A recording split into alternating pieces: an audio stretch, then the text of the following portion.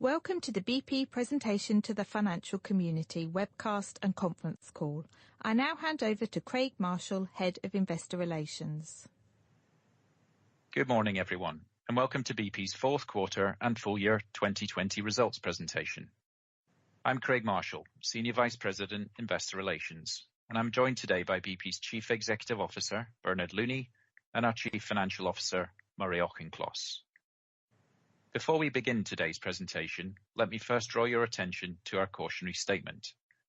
During today's presentation, we will make forward-looking statements that refer to our estimates, plans, and expectations. Actual results and outcomes could differ materially due to factors we note on this slide and in our UK and SEC filings. Please refer to our annual report, stock exchange announcement, and SEC filings for more details. These documents are available on our website. I'll now hand over to Bernard.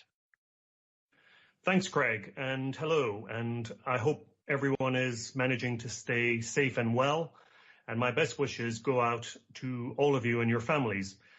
I think it's fair to say that we are reporting on a tough quarter at the end of a tough year for everyone, a year in many ways unlike any we've ever had. The COVID pandemic has been first a human tragedy. It's taken lives and challenged our mental health.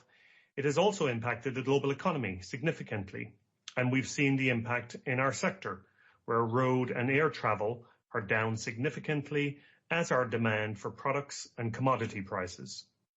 But looking forward, as we must do, I am optimistic, particularly given the vaccines, but also because of the actions that we have taken across the company. Before we discuss that future, let me take a moment to reflect on 2020. It was a pivotal year for BP. We set a new direction, launched a net zero ambition, introduced a new strategy to transition from an international oil company to an integrated energy company, and started to execute on it on multiple fronts, including entering offshore wind in the United States. Began reinventing BP, reshaping it to support the delivery of our strategy. And through all of this, we focused on performance. Our operational teams have kept the energy flowing with fewer injuries and fewer safety incidents compared to 2019, and at levels of efficiency and reliability that are, I think, remarkable given the additional challenges. We have brought 4 major oil and gas projects online and seen the completion of a 3,500 kilometre gas supply pipeline. And we have strengthened our finances, taking out costs and closing some major divestments. This is great delivery by our team, all the more so given the year that we've just had. And as always, we have more to do. We'll update you on that today and also address some of the big questions we've been asked since our Capital Markets Day in September. In a minute, Murray will take you through our latest results and the financial frame.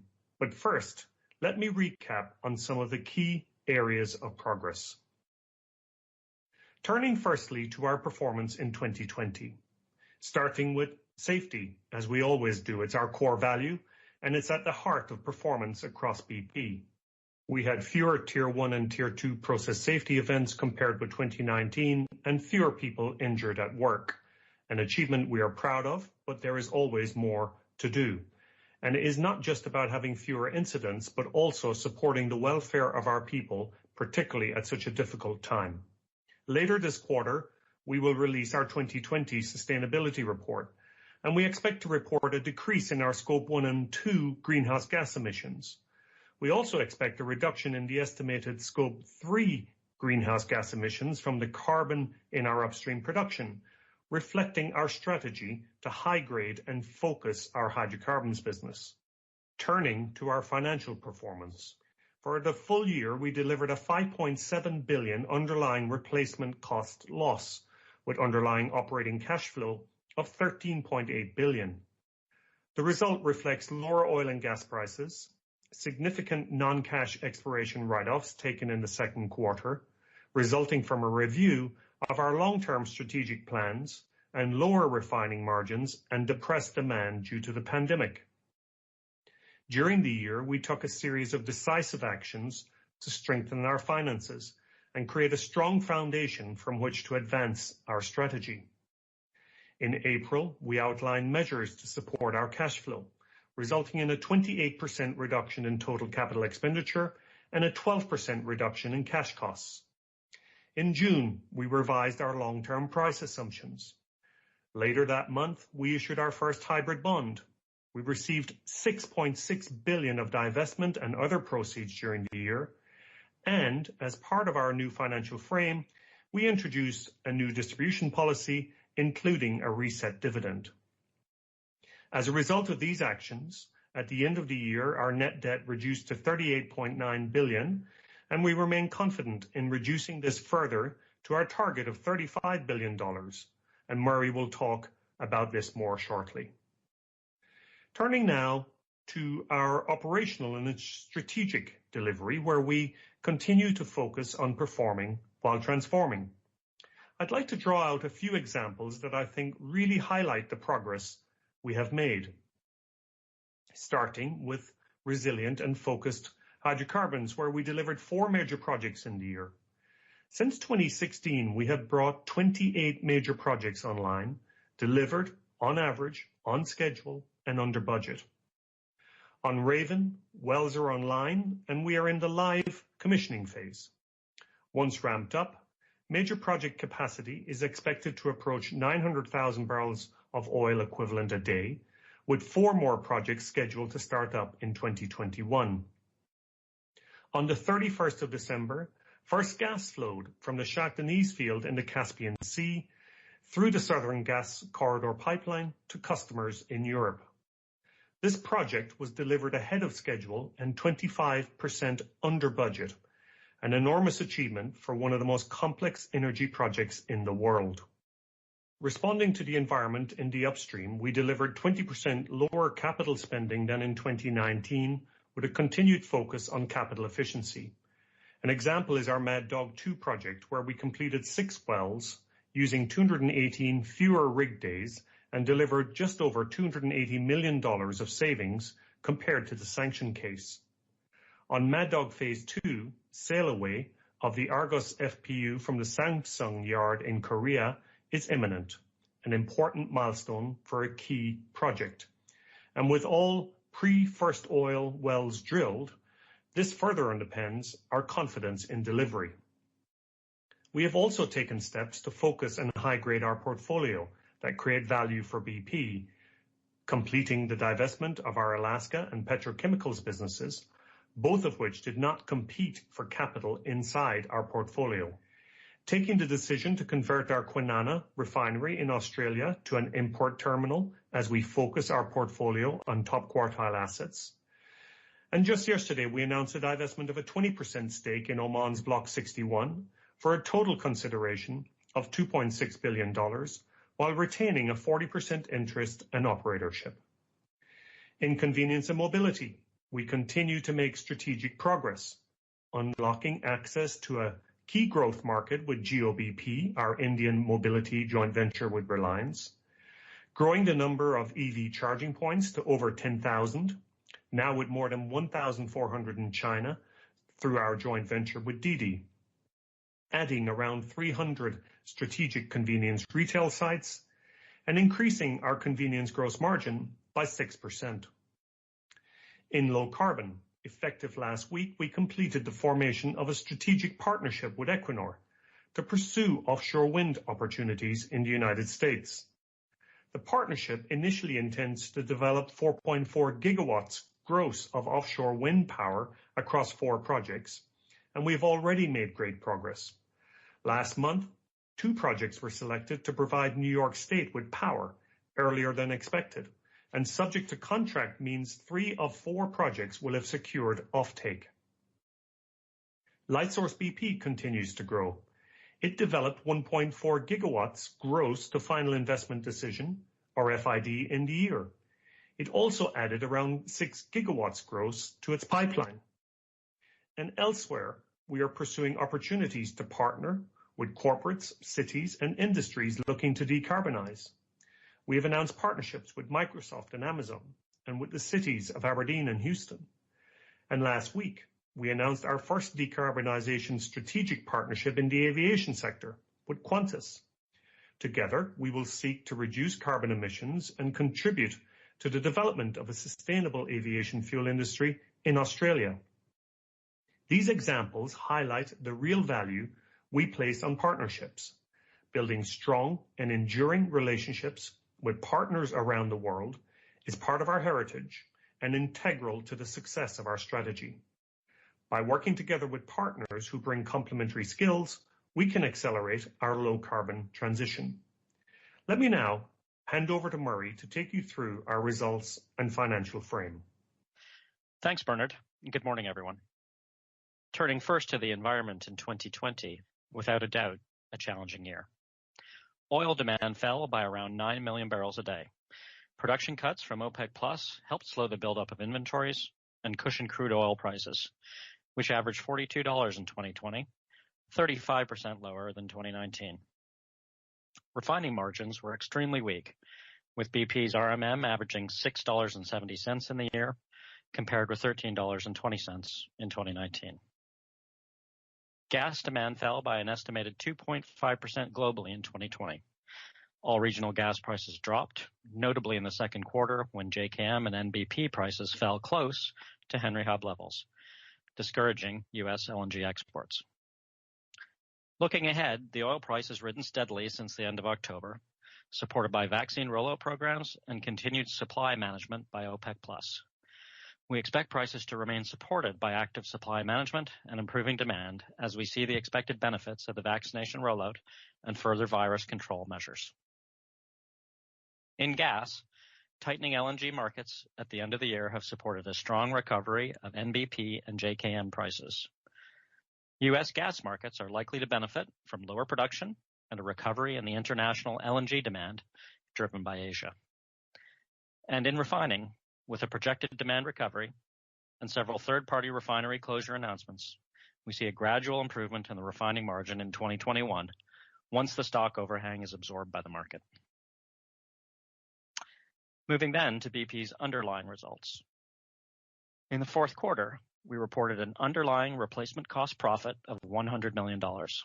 Compared to the third quarter, downstream performance was significantly impacted by lower marketing performance, with volumes remaining under pressure due to COVID and the continuing pressure on refining margins and utilization.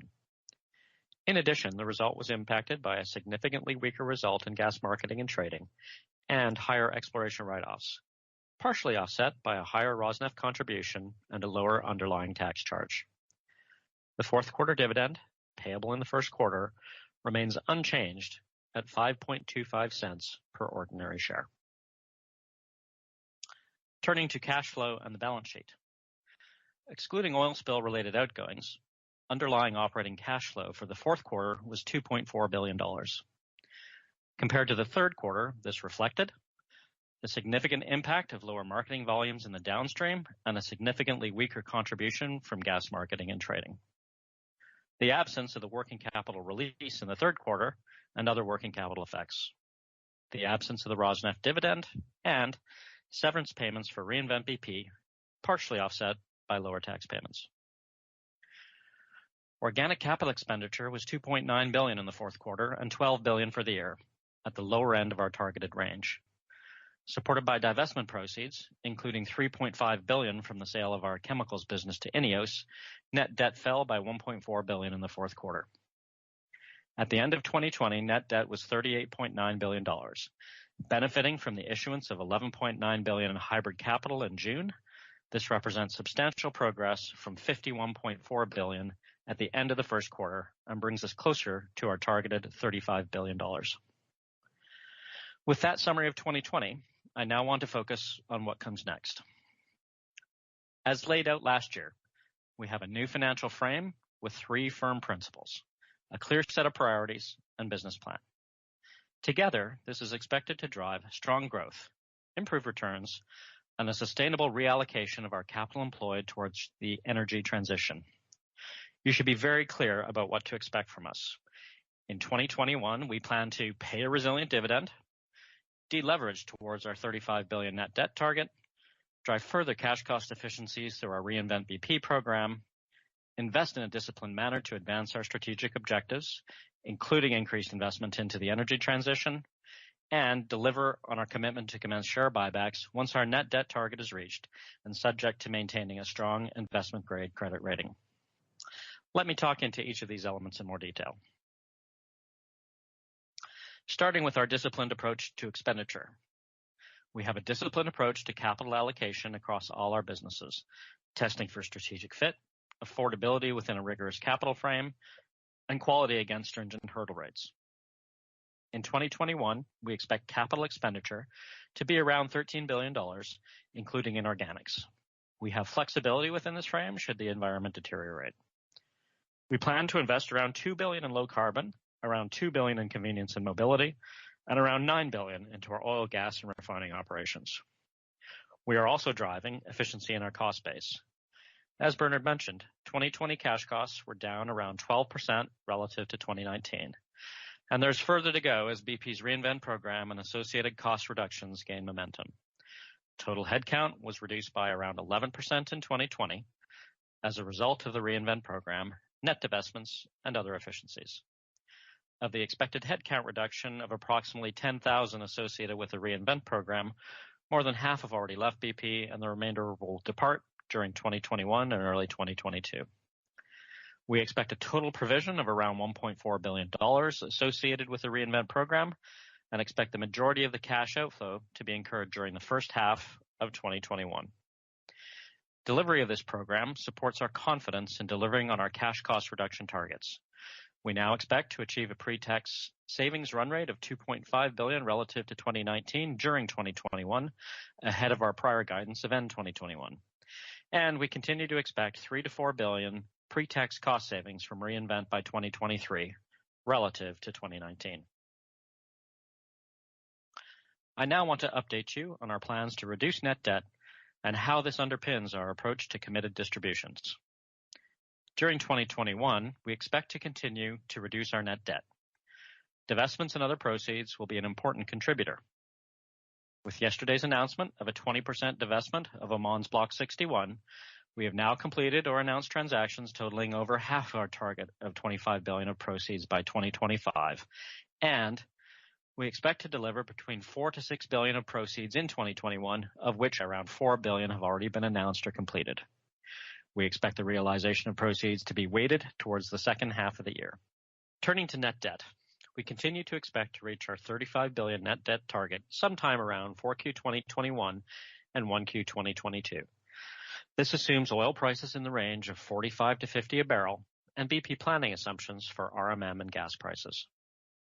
In the first half of the year, we expect net debt to increase as operating cash flow is expected to recover from the fourth quarter, benefiting from stronger oil prices, slightly higher production, and a recovery in trading performance.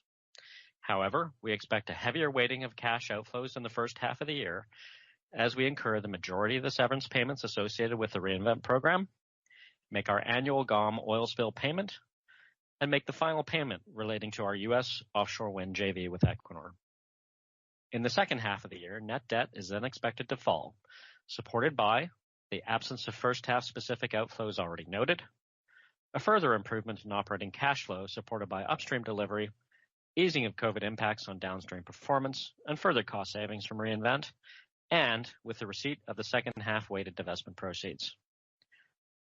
As a reminder, on reaching $35 billion net debt, this will trigger our commitment to commence buybacks from at least 60% of surplus cash flow, subject to maintaining a strong investment-grade credit rating. This creates direct exposure to the delivery of our business plan and higher commodity prices. Subject to the board's decision each quarter, we intend to maintain a fixed dividend of 5.25 cents per ordinary share per quarter, our first call on funds. Together with our buyback commitment, this means that in aggregate, across 2021 to 2025, we expect to deliver per share distributions equivalent to over 10 cents per quarter at around $55 Brent and BP planning assumptions, with upside to higher prices. Taken together, these measures underpin our financial frame and business plan. This slide summarizes the progress that we've made toward our key points of guidance and targets. You should think of this as our annual financial scorecard and part of our commitment to transparency. Further detail on our guidance for 2021, including the first quarter, can be found in today's SEA and are summarized in the appendix to this presentation. And finally, that scorecard will be underpinned by a significant evolution in our external disclosures. As of January 1st, 2021, our new organizational structure became effective, and we start reporting on this basis with 1Q 2021 results. This matrix reminds you of where our businesses sit within the new reporting structure and how they map to our strategic focus areas. In early March, we plan to release restated financial and operational data for the new business, including 2 years of historical data, together with supporting materials to help you understand our new disclosure framework. Disclosures will include certain elements below the business group level to help model and benchmark our business. The disclosures will help you track our strategic progress, and we believe will enhance the understanding of and provide transparency around how to model and value our business. Now, let me hand you back to Bernard. Thank you, Murray. I'm now going to spend a bit of time addressing some of the questions we've received following our Capital Markets Day in September last year. In doing so, I'm going to focus on each of our 3 strategic themes in turn, highlighting some of the key messages we provided, outlining the progress we've made during 2020, and explaining what you can expect from us in 2021. I want to start with resilient and focused hydrocarbons, the cash engine of BP. A distinctive part of the strategy we have outlined is our intention to shrink our oil and gas production and refining footprint over this decade. This is expected to help us deliver absolute emissions reductions, reallocate capital, and focus on value. But some of you have expressed concern about what this means for our ability to deliver the cash flow the group needs to transform. So I want to be very clear.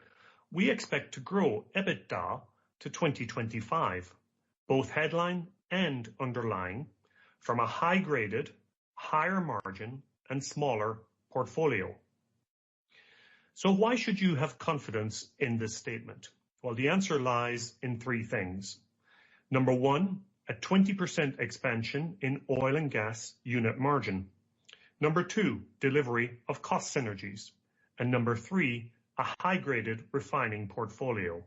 Starting with the 20% margin expansion, we expect to deliver this through project delivery, investment decisions, operational improvements, and portfolio choices.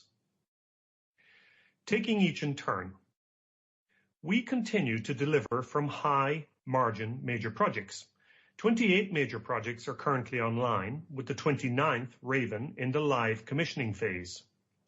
During 21, we expect a further 4 startups and to ramp up Gazir and Raven, underpinning confidence in reaching the 900,000 barrels of oil equivalent a day from major projects. And with Mad Dog Phase 2, Tangguh expansion and Cassia compression planned to start in 2022, we expect to sustain that level of production until at least 2025.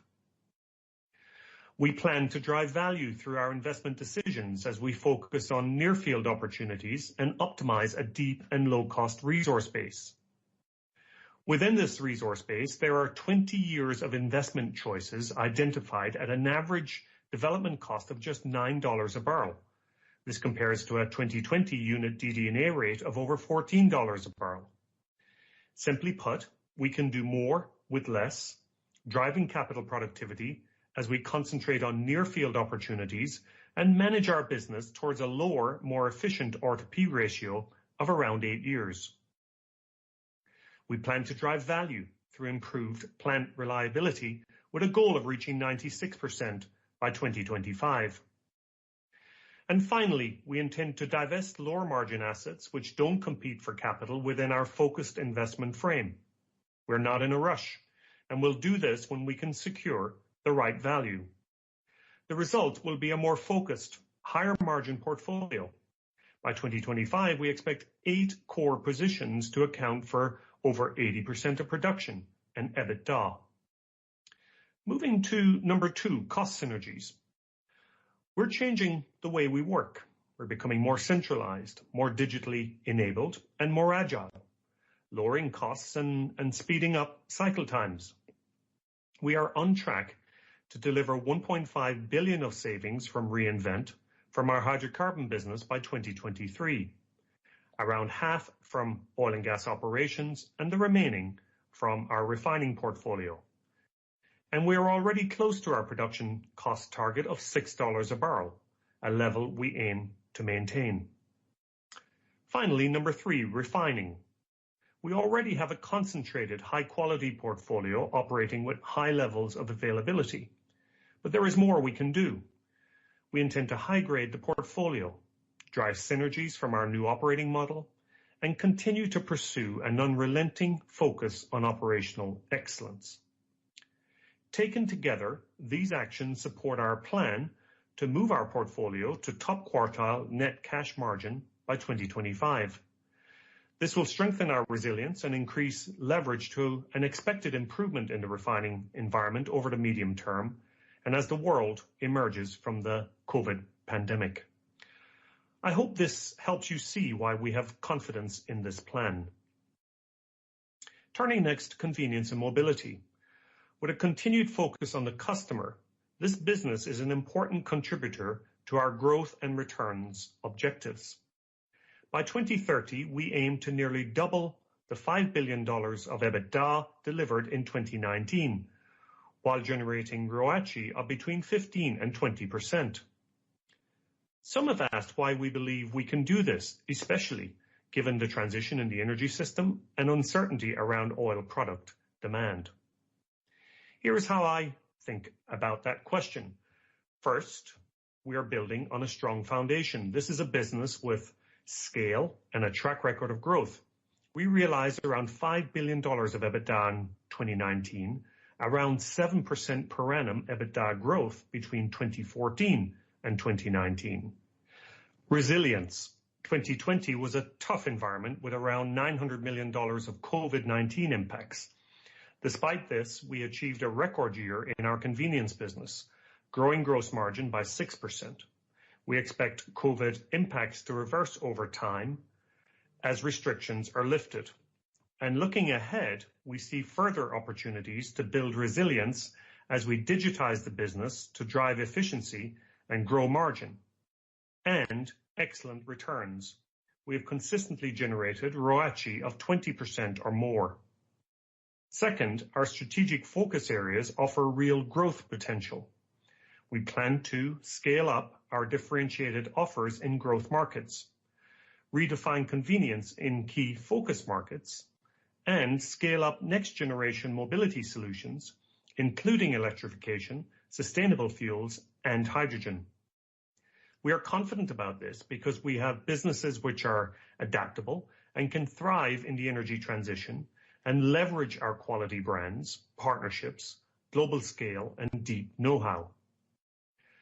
Third, we've made good progress in the last 12 months, more than doubling the number of retail sites in growth markets, growing the number of strategic convenience sites to more than 1,900, delivering a record $1.3 billion of convenience gross margin, and increasing the number of electric charge points to more than 10,000.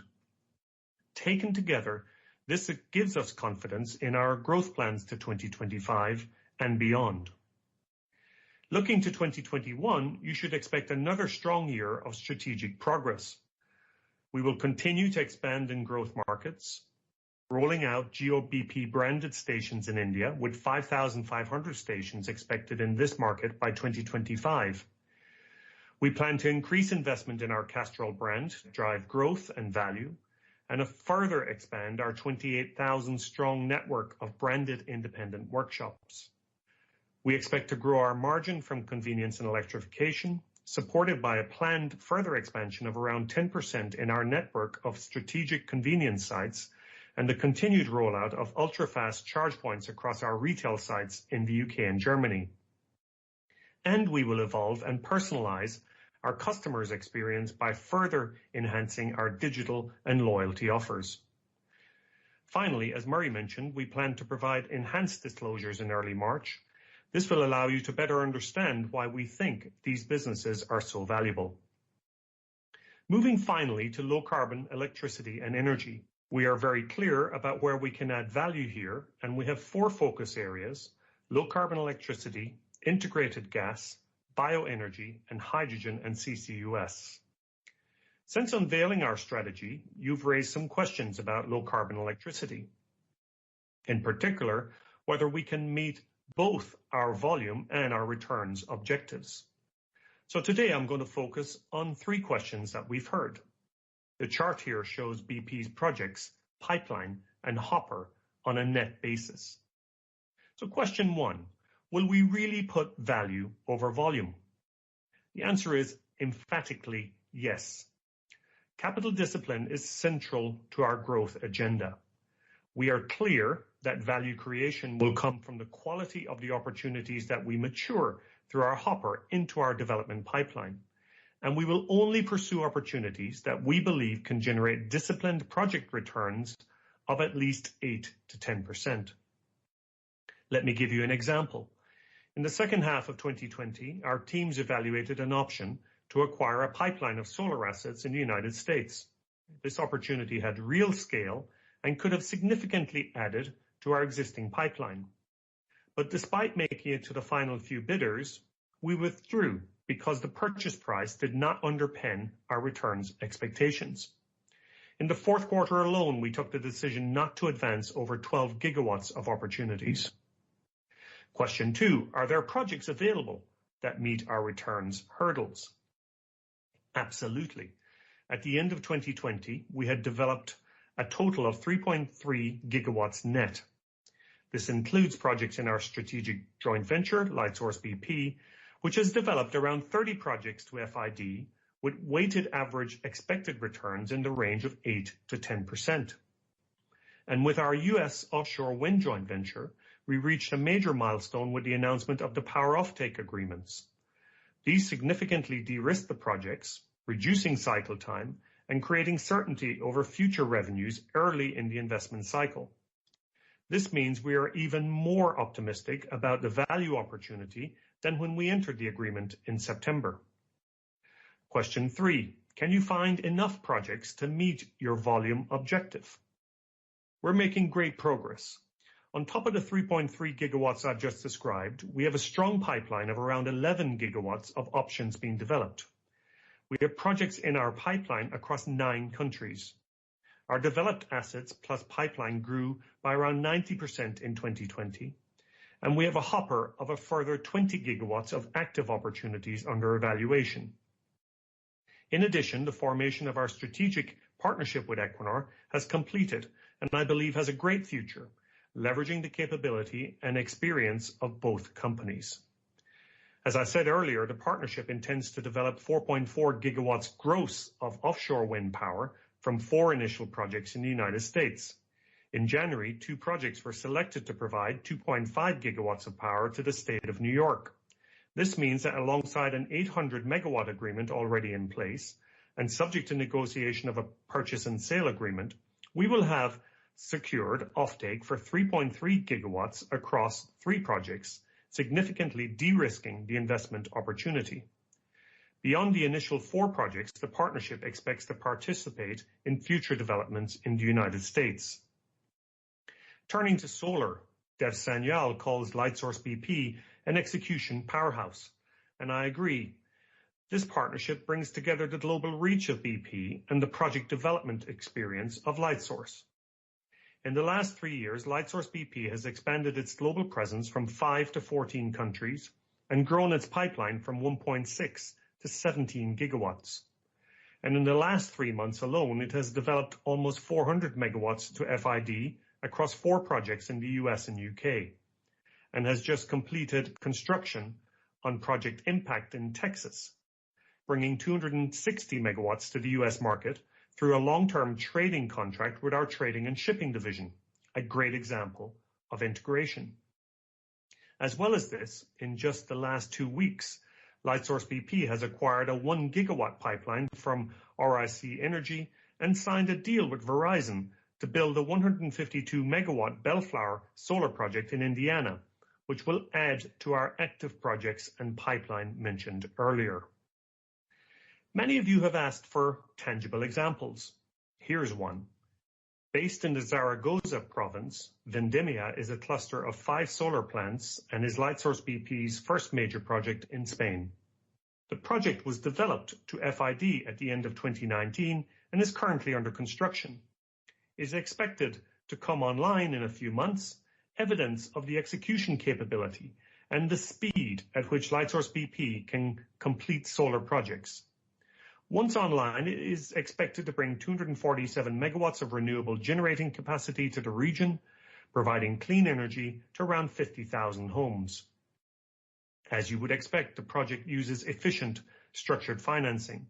But what is really exciting is the 7-year PPA locked in with our trading and shipping business, a great example of how we are using the power of integration to optimize returns across the value chain. And Lightsource BP intends to continue its growth in Spain through the recently announced acquisition of a 1 gigawatt development pipeline from which it hopes to mature projects towards FID in the near future. In summary, I hope that by highlighting our discipline when approaching new projects, alongside the momentum in solar and offshore wind, I've given you confidence in our ability to grow our renewables business while maintaining disciplined returns. Let me then briefly sum up before we take your questions. This has certainly been a challenging quarter at the end of a difficult year. But today's presentation also shows just how far we have come in reinventing BP. We are focused on executing our plan step by step, day by day, all while focusing on performing while transforming. Through extraordinary circumstances, we have delivered safe and reliable operations, strong operational delivery, and comprehensive progress on our strategy and our plan to reinvent the company. We recognize that we are a transitioning company, one of many across the economy and one of several in our sector. We have the ambition to become a net zero company, but our transition will not happen overnight. We are not yet green, but we are greening, and we are committed, not just because it is the right thing to do for the world, but because it is a tremendous business opportunity, and we believe one that will deliver long-term shareholder value. Thank you, everyone, and over to you for questions. If audio participants would like to ask a question, they may do so by pressing *1. To cancel your question, please press the hash or pound key. If you are listening on the web, please submit your question using the web question facility. Okay, thank you again, everybody, for listening. We're going to turn to questions and answers. As we've done over the past several quarters, we are working remotely, so please bear with us, both on the lines and with the questions, just in case there's any delay. And a reminder, as usual from me, please limit your questions to only 2. We've got a long list of people to get through this morning. So on that note, we're going to take the first question from John Rigby at UBS. John. Thanks, Craig. Hi, Bernard. Hi, Murray. I've got 2 questions, please. The first is on some of the proposed changes in federal regulation in the US. And I'm particularly interested in your offshore deepwater Gulf of Mexico position, because I think, historically, you've developed a very successful sort of drill-to-fill strategy around the hubs that you have. So I just wanted to understand maybe how much inventory you have out there that sits on your existing leases and licenses, and then how much drilling you have to do each year within that sort of perimeter to keep that strategy on course. Just some colour around that, please. And then the second is, and I think I may have to apologise to Murray in advance on this. I'm interested because you obviously talked to an absolute net debt number. I had a bit of a struggle this morning reconciling that, and it appears to be the impact of some hedge effects around the debt. Can you just talk a little bit about that? What creates that change, and then maybe extend that to the cash flow statement, whether there's any other sort of hedging effects that are running through cash at the moment? I'm very aware it's been a very unusual macro environment. Thanks. John, good morning. Good to hear your voice. And Murray is all set to take your question and help you with your struggle this morning. So I'll let him do that in a moment. On the question regarding the plans in the United States, first of all, I think we just say that we look forward to working with the administration as they go about their climate and their energy agenda. We're obviously delighted, I think many people are, that the US has rejoined Paris. I think these are all good things. And I would add that, one of the things in their climate agenda is around doubling offshore wind in the United States. And we look forward to participating and helping on that journey. As regard leases, I think you probably know, but less than 1% of our onshore acreage is federal. None of the Permian is federal acreage, so I think no real impact there. Offshore to the Gulf of Mexico, I think we need to learn a little bit more. It is a pause for now. We need to understand whether it applies to new leases, existing leases, whether it's permitting versus the letting of leases. We need to understand that, and we'll be working with the relevant agencies over the coming months to understand that. In terms of the near-term impact, we don't expect any. We've got enough sort of permits to do what we need to do, I think, over the next 1 to 2 years. Importantly, Mad Dog Phase 2, which I think will, by the way, will leave Korea very, very soon. Delighted to see that milestone. All the wells are pre-drilled for Mad Dog Phase 2, so no issues there. So no near-term impacts in the GOM, John, over the next year or two, I would say. And really, before we can give you an assessment of the impact beyond that, we need to really understand what the details would be and what they are, and we'll be working to understand them. I think, obviously, there's going to be a period of engagement now. So hope that helps. Murray, over to you on cash and net debt. Yep, great. Hi, John. Thanks for the accounting question to begin. Love it. So I guess, first of all, just on net debt, our financial frame remains intact.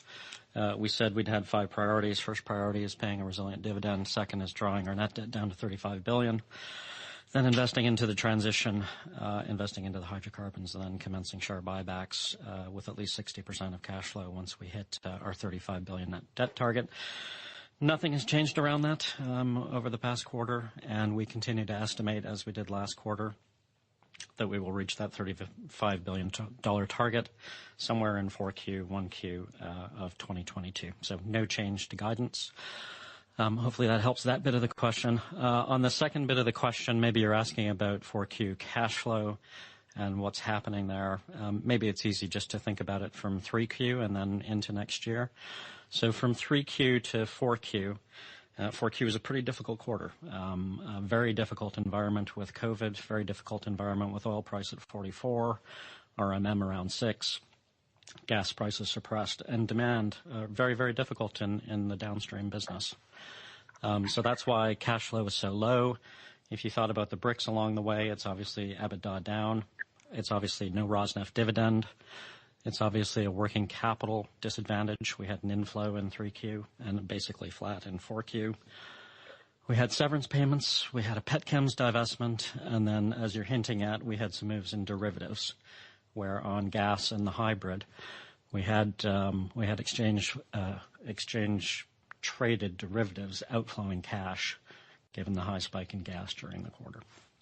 Looking forward to the first half of next year, things improve pretty significantly on an underlying basis. If you think about 4Q versus 1Q right now, oil price is up $11 quarter to date, from 44 to 55 quarter to date. The Gulf of Mexico is producing well. It's recovered from its hurricanes, shot an ease, ramping back up as we fill up gas to Italy. Oman is ramping up as well, and downstream is recovering slightly, and trading should get back to a normal quarter. So I think, John, I hope that helps explain it. Is that okay, John? Thank you.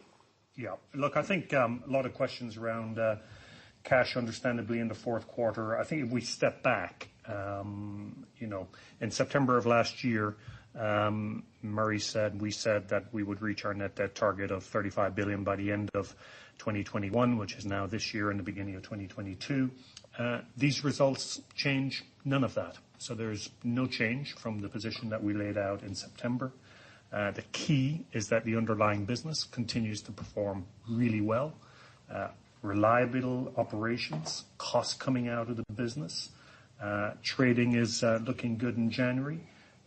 Safety is good. Projects are coming online and ramping up. And on top of that, we're making real strategic progress. So I recognize that 4Q was a difficult environment. The numbers are a little bit messy, at least for a driller they are. But the fundamentals are unchanged. And, we're very optimistic, actually, as we look into the year and confident in the underlying business and in the plans that we laid out, particularly around net debt that we talked to in September. So no change from that guidance. Craig. Yeah, thanks, John. We'll take the next question from Alastair Syme at Citi. Alastair, good morning. Thanks, Craig. Good morning, everyone. Can I just ask two questions? What about asset values? In the annual report last year on fair value analysis, there were some scenarios outlined on long-term oil prices, and the most aggressive said that there might be $4 to $5 billion of impairments, and in 2020 you ended up impairing $10 billion.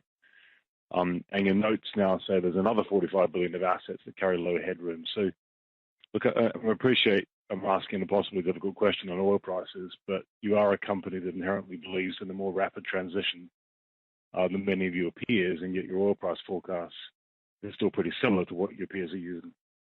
So the question really is, how do investors get confidence around the risk to your book value from here? And then the second question, hopefully a bit shorter. You're moving to post-tax reporting as part of your reporting change. So I was a little surprised to see the EBITDA waterfall charts and so on resilient hydrocarbons. Can you just confirm that the changes in cash flow expectations will be in line with EBITDA, or are there some tax considerations to consider? Thank you. Very good. Murray, I'll let you take both of Alistair's questions. Yep, great. So post-tax reporting, that's a future attraction to come. In early March, we'll publish the new segmentation, including the move from pre-tax to post-tax. So that's something to come. As far as pre versus post-tax, you saw a signal that we're back to around 40% or slightly higher on effective tax rate moving forward. So I think give us a little bit of time. We'll restate history. We'll show you new projections moving forward on a post-tax basis. And Alistair, that should help clarify those issues. But you should have seen guidance in the details of what our tax charge should be in 2021. As far as book values, obviously during 2020, given the effects of COVID and given the effects of what we were seeing with the world, we reset our price deck.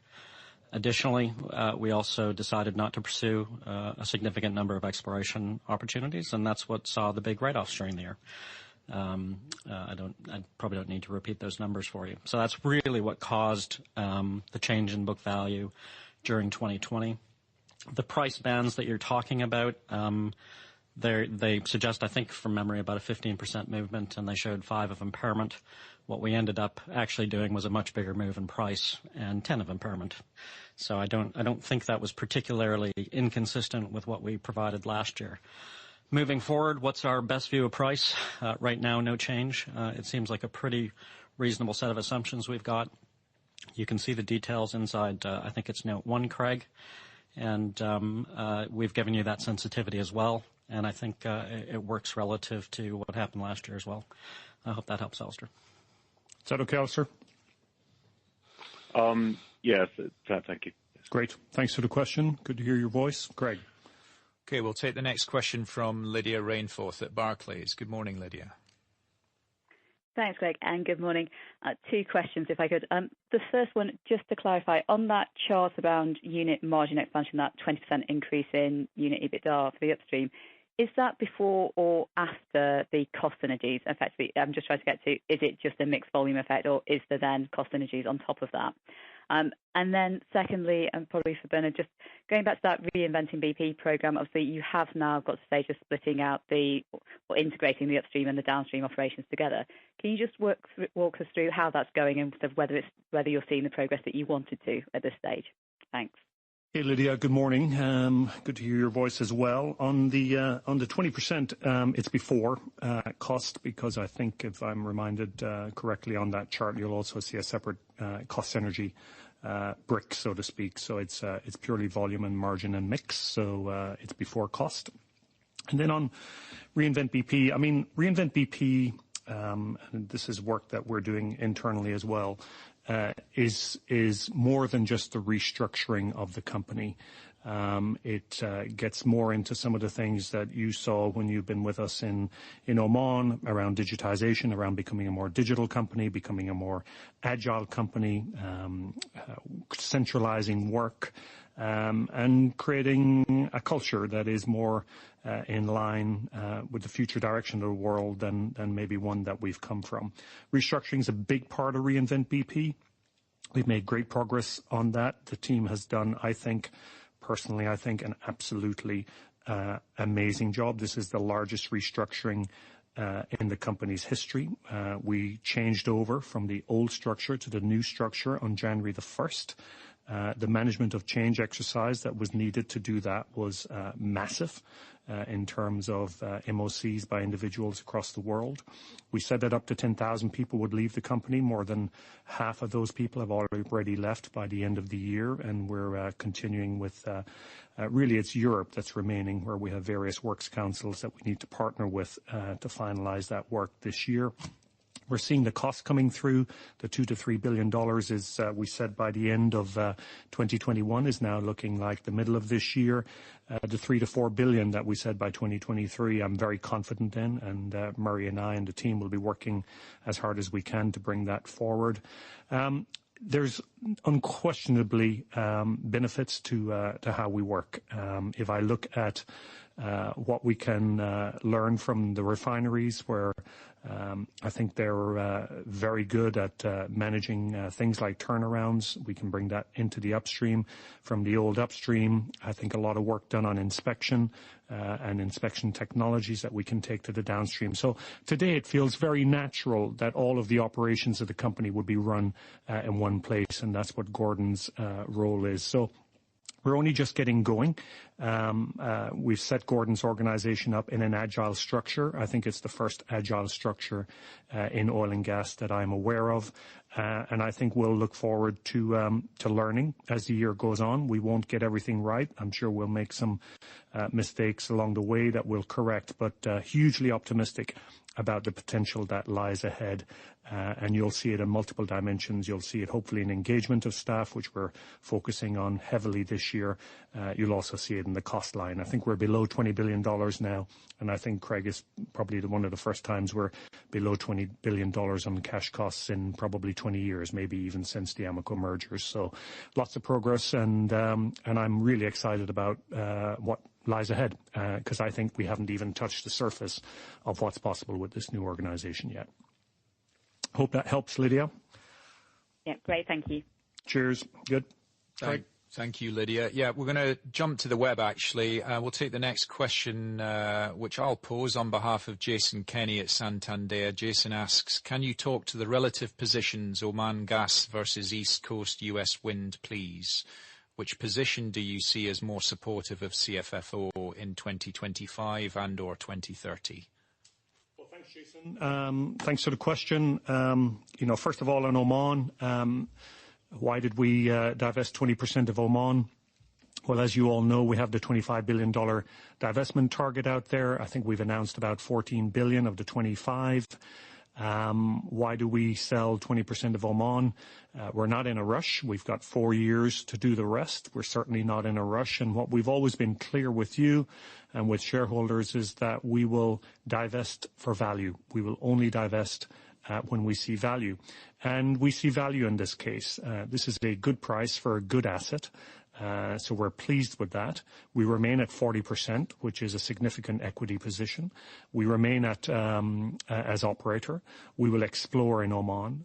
So I think it's the right thing to do. That won't be the case for every asset that's on the market today across the industry, but it was the case in this specific circumstance for Oman Gas, and we're very pleased, as is the Oman government, I believe, with this transaction. Offshore wind in the United States, it's a longer cycle business, obviously, compared to solar. So you won't be looking at cash flow from operations from that business in 2025, but you will be looking at it in 2030. The good news is we're ahead of schedule already, I think. That project is going very, very well, and as I think I said, that investment looks better today than it just did a few months ago, and that's around pace. So our compliments to the team at Equinor, and we're looking forward to building that joint venture in the months ahead. Very excited about it. But you get out to 2030, and this is going to be a material brick of cash flow that will go on for 20 years, out to 2050. You start thinking about the need over time for hydrocarbons to be decarbonized. That's obviously not a threat that will face that business, and we head out into the 2030s and 2040s, carbon price and so on and so forth. So, very, very comfortable with, delighted actually with the entry into the U.S. Offshore wind business, delighted with early progress. I'm sure there'll be plenty of things ahead of us in the coming years, and very pleased that we got a very good price for a very good asset in Oman. I hope Jason gets to the essence of your question. Okay, thanks for the question, Jason. We're going to move to the States. 2 questions in the States. Obviously up bright and breezy this morning. Thank you for joining. The first one from Paul Cheng at Scotiabank. Paul. 2 questions. One, on Rosneft, I'm still trying to figure out why long term, right now that the price is probably not good for you to sell it, but why long term it is strategically integral to the rest of your business, or that why it's important for you to own it? And I know that, Murray, that you're going to provide more information in March, but just curious that in the fourth quarter, what is the low carbon business cash flow or EBITDA, any kind of rough estimate that you can provide? Thank you. Paul, good morning, and thank you for your question. The question around Rosneft, let me take that, and Murray will take the fourth quarter question. The first thing that I would say, maybe make 4 points, if I may, on Rosneft. The first point that I would make is, I think as you well know, we have 3 parts to our strategy. One is around low carbon electricity and energy. One is around convenience and mobility, both of which we're going to grow. And the other is around resilient hydrocarbons. And Rosneft has some of the most resilient hydrocarbons in the world. Our production cost per barrel in BP, I think, are about $6.70 on their way to $6. Rosneft's lifting costs are $3 a barrel. So the first thing is it's actually consistent with strategy in terms of resilient hydrocarbons. The second thing that I would say is that from an environmental performance perspective, I think it's important that people look at the facts. And the facts are maybe surprising to some people. Rosneft's greenhouse gas intensity per barrel of oil produced is below 30. In fact, it's below many of the majors, including BP. They have reduced fugitive emissions in 2020 by 2019 by 73% versus 2018. And they've just announced a new carbon plan, and they're going to target a methane intensity of 0.25%, which is good. And they're going to drive that greenhouse gas intensity down by a further 30%. The third thing around Rosneft is the financial aspects of the investment. Since 2013, we have received $4 billion in dividends, and in 2020 we received $400 million in dividends from Rosneft. So it's a good financial investment. And then finally, I would just say, if I can, Paul, that it's a strategic partnership for BP. Rosneft's an excellent operator. They are committed to sustainably developing their resources. We have a lot to learn from each other. They can learn from us. We can learn from them. We're about to sign a strategic cooperation agreement in the next few days around carbon. So I think that hopefully gives you a sense of how we think of Rosneft and how it fits within our portfolio. Murray, 4Q cash numbers from a growth business. So go ahead. Yeah, great. Thanks. Hi, Paul. Thanks for the question. As far as EBITDA comes from low carbon, that isn't really something we're focused on right now, to be honest. We're in build mode. So if you think about the planks we have, plank 1 is offshore wind. Obviously, that's about access right now, accessing acreage so we can build out the portfolio in the 2030 timeframe plus. as Bernard just described. The second bit's on solar, where we're very, very focused on building gigawatts right now. Why? Why? So we can get offtake into our business. So Lightsource BP really isn't focused on EBITDA. They're focused on construction and flipping and making sure that we expand that market so that we've got energy for retail providers. Bunge, a third plank, obviously in biofuels in Brazil, is about efficiency and gradually expanding that business as well. So sitting in the fourth quarter of 2020, we're not really focused on near-term EBITDA. You'll see a number for EBITDA shortly. It's not going to wow you. It's not intended to wow you, but it's intended to be transparent. I don't know. It's probably somewhere around 100 million would be my guess, but let's see in March when we do that. And as we disclosed on August 4th, and as we disclosed in September as well, we're not expecting a ton of EBITDA from low carbon by 2025 either. This is really a longer wavelength business that starts to replace earnings from the historic hydrocarbon business in the late 2020s and early 2030s. And we're balancing the portfolio to maximize the value from hydrocarbons over the next decade, growing C&P ratably across the decade, especially in the convenience space, and then gradually building up low carbon. But like the market, I'd just encourage us to focus on growth as opposed to particular EBITDA, because that's the phase of the strategy that we're in. Great. Thanks, Murray. Thanks, Paul. Thank you. Thanks, Paul. And we'll stay in the States and move to Dan Boyd at Mitsuo. Dan. Hi, thanks. Good morning, guys.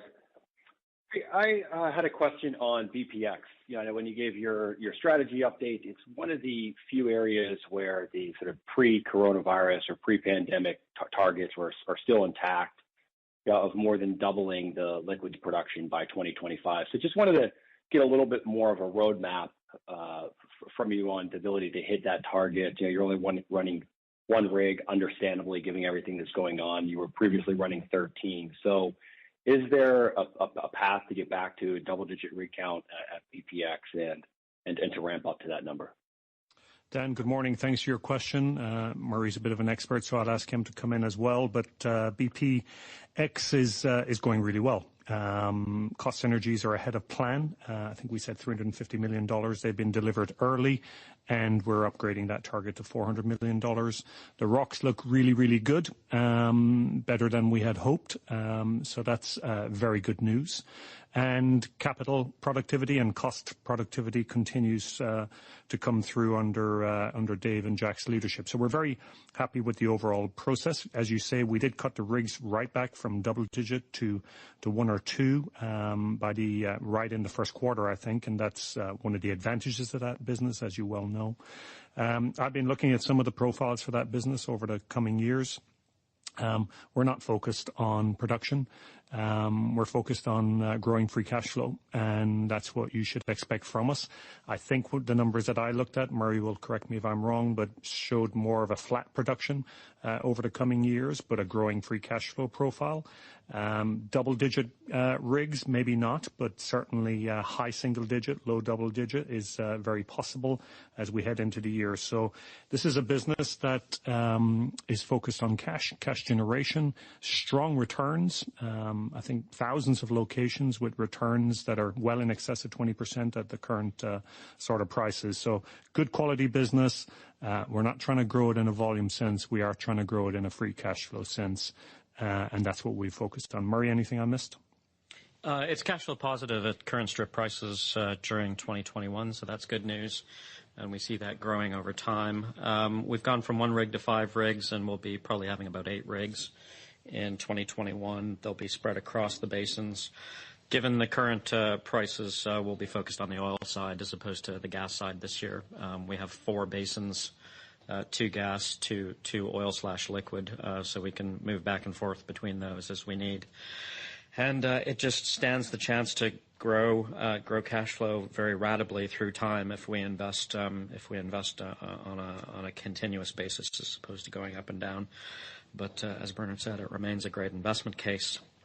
There's been some noise out there on benchmarking that suggesting maybe we're not as good a driller as we think we are, but we're going to go try to clarify that stuff. Everything we look at on benchmarking shows they're first quartile across the Permian and across the Eagle Ford. Some people might be getting confused that Devon actually doesn't drill and complete those wells in the Eagle Ford. So that's just something for the back of your mind. But we remain very, very confident in that business and look at it as a nice source of ratable cash flow growth over time. Great. Thanks, Murray. Thanks, Dan. That's very helpful. Thanks. Thank you. Thank you, Dan. We'll take the next question from Thomas Adolph at Credit Suisse. Thomas, good morning. Good morning, guys. Two questions for me as well, perhaps both for Murray. The first one is just on U.S. offshore wind regarding Empire Wind 2 and Beacon 1. Can you comment on pricing, especially how it compares to Empire 1? And the second question is on the balance sheet and the credit rating. Perhaps you can remind us of the importance of having at the minimum a single A minus credit rating and the impact the business would face should you get a downgrade, and why BP doesn't want to create a bigger buffer, lower the target net debt following the new ratio guidelines from the rating agencies. Thank you. Thomas, good morning to you. I'll surprise you. I'll actually take one of the questions, but I'll no prizes for judging which one. I'll let Murray handle the credit grade or the credit rating agencies and the balance sheet. On offshore wind, no, we can't disclose those prices at this time. Further work to do, but we will when the time is right. Murray, over to you. Thanks, Bernard. Thomas, I'd just add on the offshore wind cycle times, everything. Everything's about accelerating the pace to first electron. You've heard us say that on the upstream side. It's even more important on offshore wind. So just that's something that's really pleasing for us to see that move forward. On the credit rating, let me wind you back to August 4th. This will probably be a longer answer than you want, Thomas, but why not? So if you go back to August 4th when we laid out the financial frame, we talked about the 5 priorities. You know, the first priority was the resilient dividend. The second priority, just to expand on it a bit, was to reduce our net debt to $35 billion, and then we'll retire that, and then we'll move to measuring ourselves with a strong investment-grade credit rating. And we told you that it would be supported or indicated through a range of FFO over adjusted debt of 30 to 40%. So that was a good indicator for you to look at. Nothing's changed on that. Yes, we've had a ratings move by S&P on the sector. What they've said is we've moved from A- stable to A- negative, and with that type of rating, they're saying that if you don't get to 35 to 40% FFO over adjusted debt over the next couple of years, that you'll be downgraded. And what I'd say is that's totally consistent with what we told you on August 4th, that we'd have a range of 30 to 40%. Now, I remain confident that we'll get to that range of 35 to 40%. Why am I confident? We're starting to see oil price pick up, obviously. We're seeing RMM over time will pick up as the vaccines come into place. Natural gas is holding firmly around $3, which is good news. As you look forward, in the first half of the year, obviously, barrels come back online from the Gulf of Mexico. We get growth in our major projects from Shah Deniz, Oman. Raven will come online. And then really importantly in 2022, 2 of the very best, highest margin projects in our portfolio, Mad Dog Phase 2 and Tangguh Train 3 come online, and Cassia and Trinidad as well. At the same time that's happening, CNP is growing. Convenience looks like it's doing really well. Costs are coming down. We're well on track for the 2.5 by end of 2021 we talked about. We'll beat that early. And you know, Bernard, and my passion on cost. I'm sure we'll do better than we're suggesting. So costs coming down, production volumes coming through, big projects ramping up, and I don't feel particularly concerned about hitting that 30 to 35 to 40 target that S&P talks about. Last comment I'd make is there are 3 ratings agencies, not just one. And I think Moody's has us on A1, Fitch has us on A, and obviously S&P's moved us to A- negative. And as you look at those 3 things, that sure feels like strong investment-grade credit rating to me, Thomas. So no change. I saw a note somebody produced, maybe it was you, Thomas, that there was a risk on trading if we move to below A-. That's not right.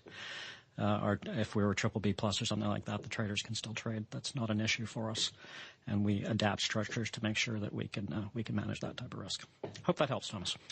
The only thing that I'd add, Murray, Thomas, Murray, is just around our strategy, really. And I think as we continue to enact our strategy, which is ultimately a decarbonisation and a diversification strategy, I think that takes away risk rather than adds risk to the company. And I think we're seeing that in the commentary from, I think, Fitch, Craig, I think it was, who had some positive commentary on the agenda that we have, and Moody's, around the direction that we're taking. So I've always said that I think the strategy that we've laid out and that we're executing on is a de-risking strategy, as well as a decarbonisation strategy, as well as a diversification strategy, and as well as a strategy that we think will create long-term value. So I also believe that over time that will be taken into account as well. Having said that, to Murray's point, we're not relying on that.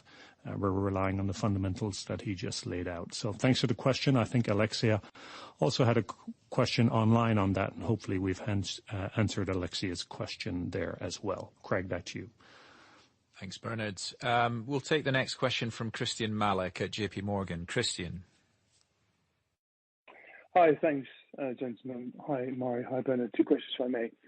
First, on returns aspirations and the renewables. You mentioned you declined 12 gigawatt opportunities given they don't meet your threshold returns. Can you explain what exactly you're doing differently versus what seems to be an ever-growing number of participants? Is your confidence you can secure enough renewables projects to deliver 8-10% returns and fulfill your pipeline, especially in the context of the rating agencies who are putting more pressure on your balance sheet, leaving you arguably less competitive versus the traditional players? The second question is, if oil and gas prices do indeed hold or move higher, how does that affect your net debt target being achieved sooner and launching the buyback, say, in Q3? And if oil prices move materially higher, would you consider raising CapEx above the low end of the range this year? Thank you. Very good. Thank you very much, Christian. Good to hear your voice. I'll let Murray take the lovely question around accelerating oil prices, accelerating reduction in net debt, and what do you do with all the money. On the what are we doing with on the return side? Well, the first thing that we're doing is we're being disciplined. And, many of you and many shareholders have said, actually, we are a little anxious about this volume target, and we're worried that you will go off to the races on that. Why don't you tell us about some of the things that you don't do? And by the way, there are many, many things, especially in that space. It's a hyperactive space, I would say. And we're looking at all sorts of things all the time. And it was important that we laid out for you that we do walk from things, and we walk from them for a fundamental reason, that we believe that in that particular instance it's got too heated and we're not going to be able to deliver our returns. And there was one opportunity that we looked quite closely in America. It would have been very material. It had lots of sort of color to it that would have been quite attractive. But we got down to the last 2 or 3 and we couldn't make the numbers work, and we walked away. Conversely, at the same time, Lightsource BP is continuing to do projects, and they've done 30 now that have averaged 8 to 10% over that time period. And what we're doing is continuing to do the things that we've talked about. I would not underestimate what we bring on our operating capability. I think we've added 1% of availability to our wind business, our onshore wind business in the United States through Onyx, which is a BP-owned company that does data analytics on predictive maintenance. I wouldn't underestimate what we can do on construction. We benchmark 5 out of 6 in 5 out of 6 categories, best in class. If you look at offshore wind, these are massive projects, billions of dollars, multi-year, as Murray said.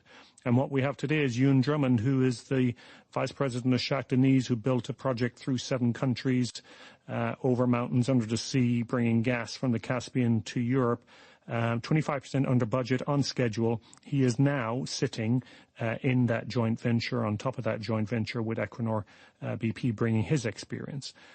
Integration, You'll see two deals that we've done now where the trading division of BP is on the purchasing end, both in Spain and in Texas, and that helps us manage returns across the cycle. So there's lots that we can do. The customers that are demanding the things that we want. You've seen the deals that we've done with Microsoft and Amazon. There's going to be more in that space to come. So, all I can keep telling you is, sharing examples like we've done with the project in Spain where we get the 8 to 10%, what it looks like. Sharing examples of where we've walked away, and we've done that in the fourth quarter, and I've no doubt we'll continue to do that. And sharing examples where we bring things to that part of the business that we think can enhance returns. And what I would tell you is that, the Equinor BP joint venture in the U.S., even after a few months, because of pace, because of cycle time, is already looking better, and it had met our threshold and is now looking better than what it did several months ago. So we're going to be disciplined, and if we can't make the returns work, we won't do the deals. I hope that helps. We'll continue to give you more evidence, more proof, quarter on quarter at these results, and whenever we talk of the examples on both sides. Murray? Great. Hi, Christian. I'm going to bore you to death with this answer, if you don't mind, but I'm going to go back to financial frame. 5 priorities: resilient dividend, debt down to 35, invest into the transition, invest into resilient, and then surplus cash, at least 60% to shareholders. The answer to your question really lies in that. We have laid out our capital stall for 2021. It's around $13 billion. We're not going to change that because we're above $35 billion net debt.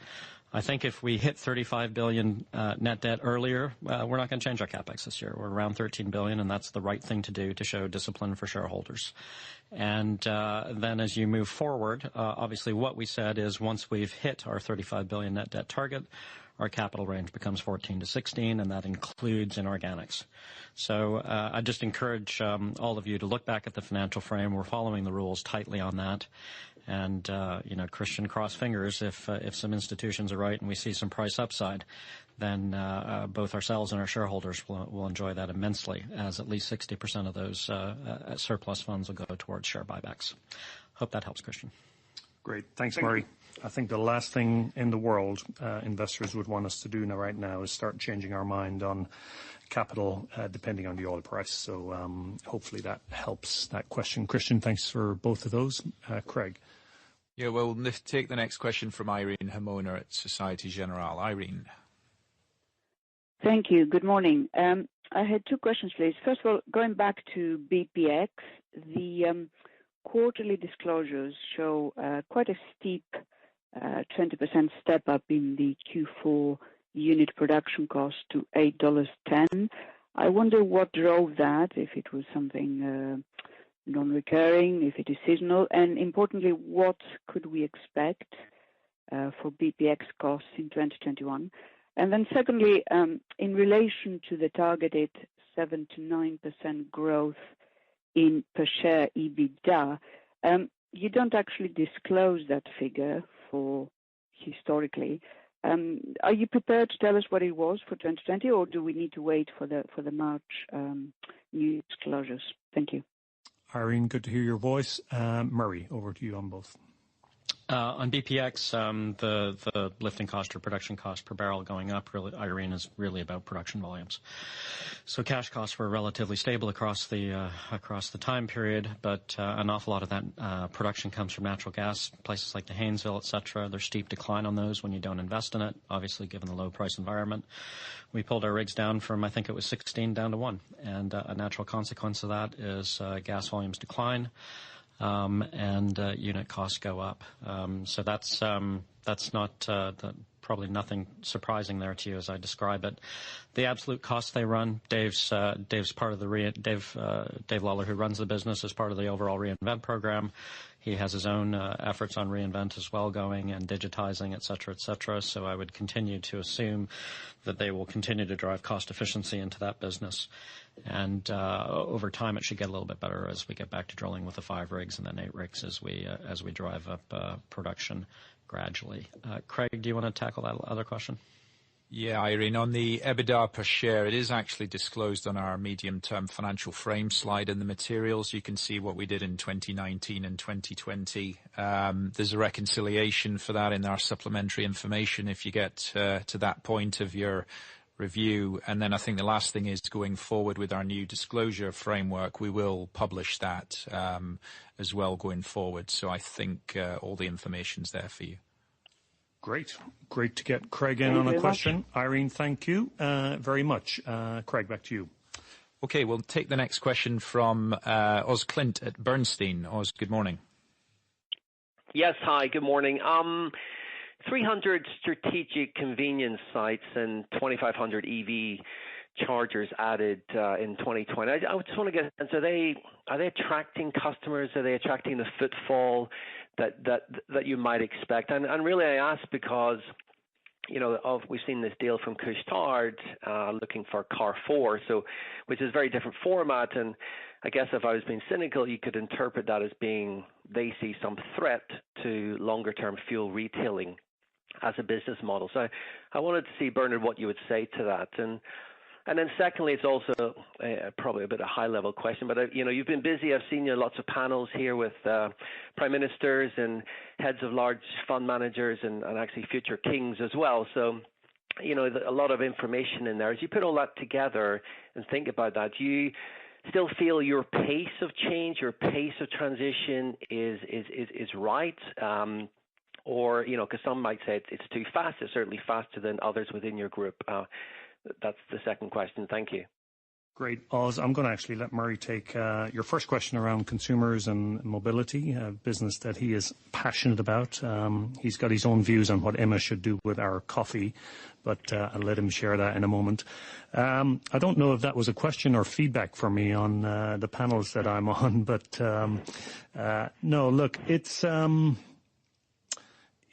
can I say? I read I think it was your survey, and that you did of investors, and I think it was 40% of people said our strategy was too ambitious. 30% said it was, 35% I think said it was just about right, and about whatever the balance is, 30% said it wasn't fast enough. So I think, there's a mixed views out there on it.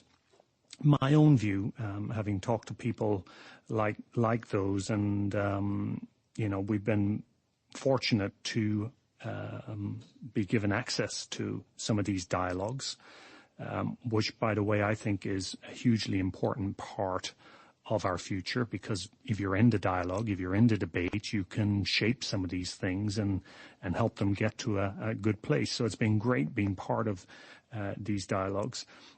My sense is I walk away honestly feeling incredibly encouraged about the direction that we're taking.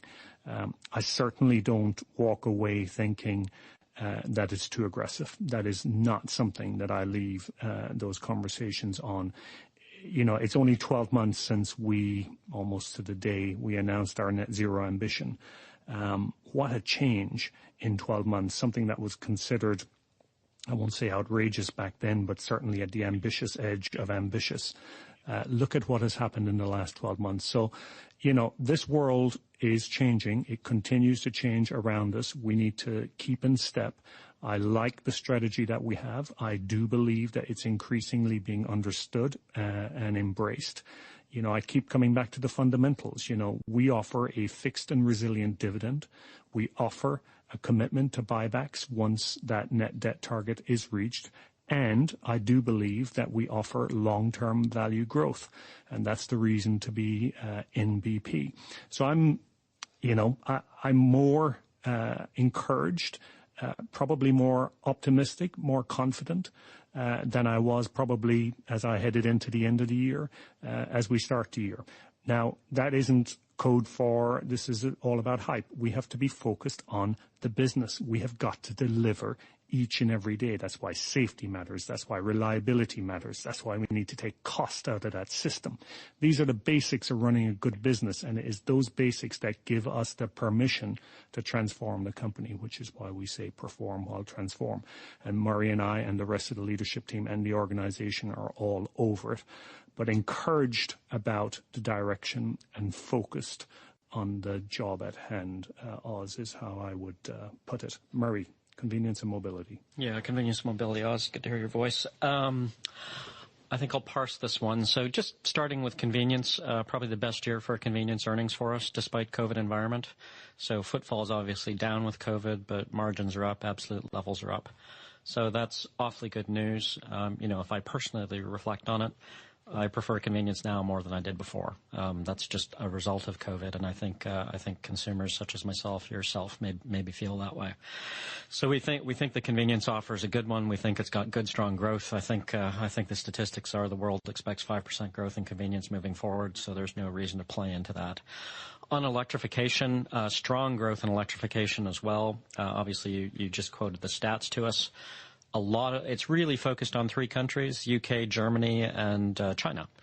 In the UK and Germany, this is all about starting to put p.l.c. in the UK or in the Aral stations in Germany close to our retail offers and close to our fuel offers. And I suspect you'll see a gradual substitution of those over time, and I think that's a pretty powerful business model. When you can get a 5-minute charge on your electric vehicles, that's a fantastic way. Go get 100 or 200 kilometers after 5 minutes. Go get a coffee. Bernard and I will debate what kind of coffee you should get. Go get a snack, and that's where you make the money for a business such as ours. So we think that's a nice nexus that comes together. And then the last bit is fleets. And DiDi's an example of fleets, and Uber here in London is an example of fleets, where we'll build out charging stations for fleets of Uber drivers or DiDi drivers. And will become their natural place to rest, charge, gradually get convenience over time, and enhance that offer as well. And so I think those fleet deals we do are super, super important, and maybe not something some of the other guys are talking about that you mentioned, Oz. And certainly we're seeing that in DiDi in China, given the pace of growth there. So I think our premise is convenience is more desired. It's a higher growth rate. We can couple it with our fuel for now and convenience offers, and that'll make great money and great growth. And we also think the fleets are a winning way. And let's see how we get on in London, and let's see how we get on in China. But we do think it's the right thing to do, and we do think it creates ratable growth over time. Murray's encouraging them not to make the charging too fast so that you still have to go and get your cup of coffee. But we'll see where that goes. Very interesting. If you look Oswald online, DiDi has, I think, just manufactured the world's first vehicle that's dedicated for ride-hailing, for ride-hailing. Pretty impressive. So the car is basically not meant for private ownership. And it's the first in the world. It's a D1 or something worth looking out online. But, it's just a reminder of the pace of change in the world. This is what, I love being in part of these things, because, the world's moving, and, cars are going to get built no longer for private owners, but for fleets. And we got to make sure we leverage that, and we will. So great. Oz, back to you, Craig.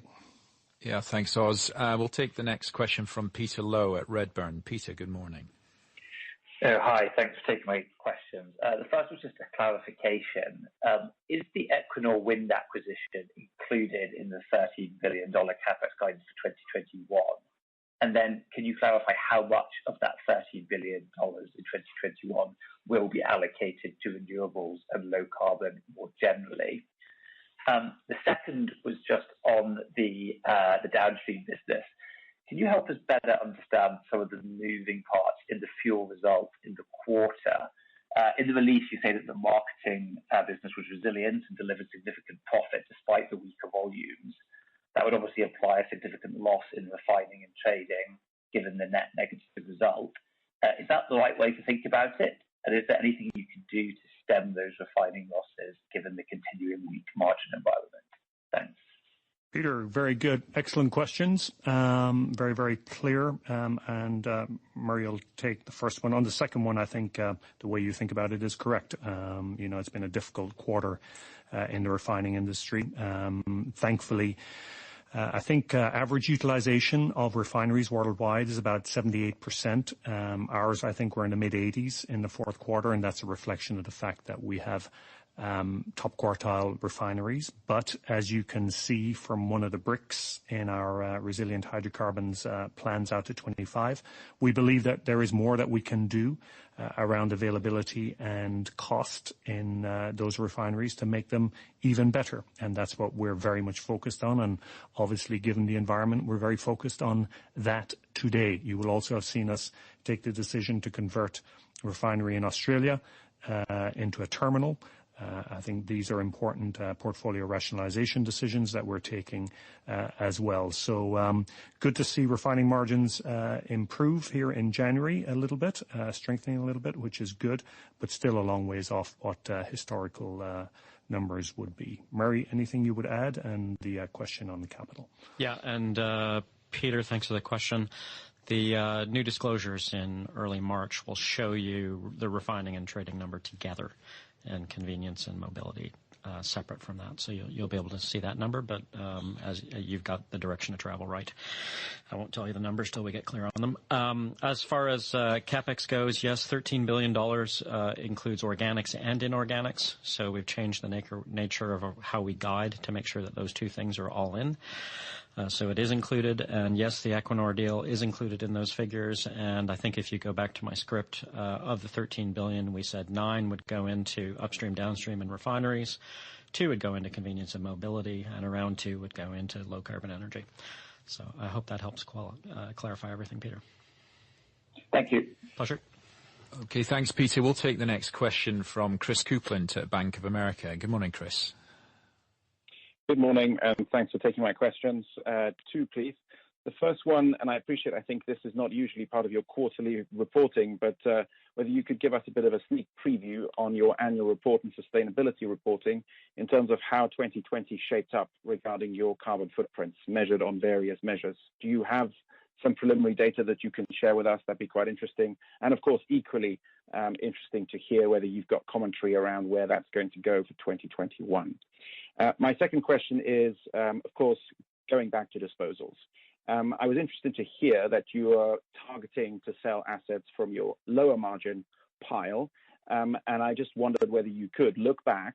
I'm not going to ask you which assets you are going to sell, but whether you can just help us putting your Oman asset and Alaska asset into these EBITDA margin buckets that you've highlighted, Bernard, and how you feel those transactions sit with what we should expect going forward in terms of your disposal strategy. Thank you. Morning, Chris. Thank you. Good to hear your voice. I'll let Murray take the second question. I think we should wait until we publish our sustainability report. I'm glad you're interested in it. That's great. I think what we did say in our messaging today is that, you should expect a decrease in both Scope 1 and Scope 2 emissions. And importantly, you'll see a decrease in our Scope 3 greenhouse gas emissions that comes from the carbon content of our upstream production. And that's something that I think over time, we'll come to the question on divestments, that you can continue to expect to see on our way to the targets that we laid out for 2030. So they're probably the most significant things. I think it will be Julia's doing a lot of work with the team on that report at the moment. And I think, Craig, we're going to have an event of some sort around that on sustainability, and we will follow up at that point. Anything you want to say on that, Craig?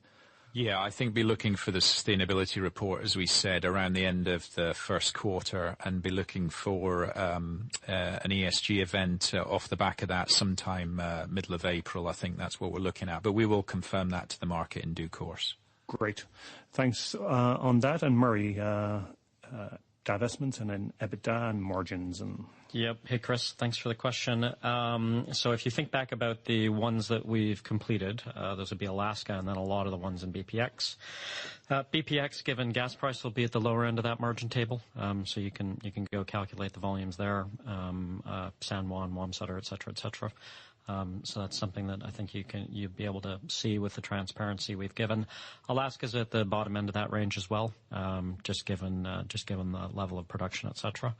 Oman's probably middle of the pack would be my answer.